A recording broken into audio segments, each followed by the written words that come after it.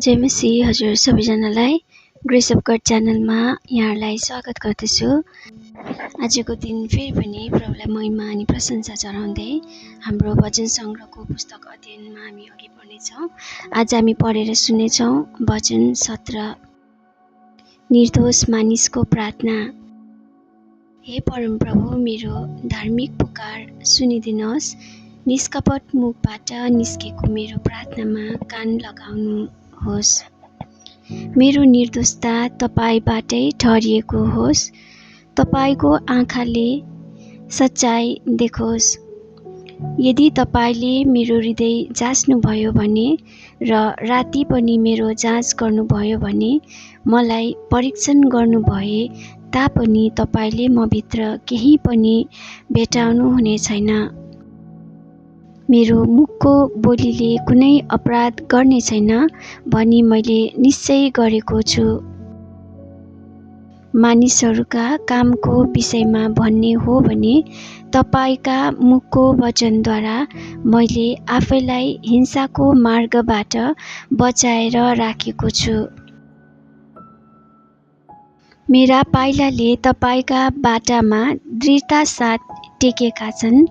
मेरा खुट्टा चिप्लेका छैनन्। म तपाईमा पुकार गर्दछु, हे परमेश्वर, किनकि तपाईले मलाई जवाब दिनुहुनेछ। तपाईको कान मतिर थाप्नुहोस् र मेरो बिन्ती सुन्नुहोस्। आफ्ना शत्रुहरूबाट तपाईमा शरण खोज्नेहरूलाई आफ्नो दाहिने बाहुले बचाउनुहुने हे प्रभु, आफ्नो महान प्रेमको आश्चर्यमय कुराहरू प्रदर्शन गर्नुहोस्। तपाईका आँखाको नानीलाई झैं मलाई बचाएर राख्नुहोस्।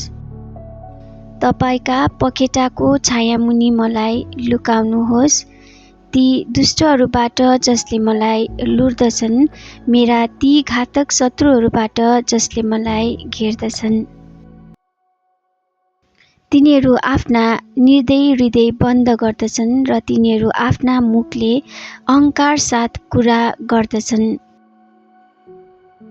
तिनीहरूले मलाई खेदी भेटाएका छन् र अब मलाई घेरा लगाउँछन्। मलाई जमिनमा पछार्न तिनीहरू दाउ हेर्दछन्। तिनीहरू शिकारको निम्ति भोकाएको सिंह जस्तै भएका छन्। एउटा ठुलो सिंह झैं तिनीहरू ढुकिबस्छन्।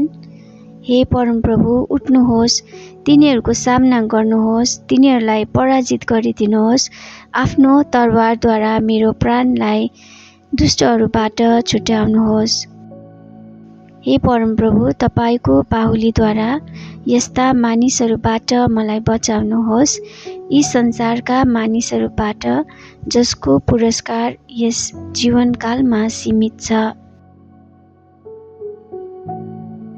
तपाईले कदर गर्नुभएकाहरूको भोग शान्त गर्नुहुन्छ। तिनीहरूका छोराहरूका लागि प्रशस्त छन् र आफ्ना बालबच्चाका लागि तिनीहरूले धन सम्पत्ति थुपारेर राख्छन्।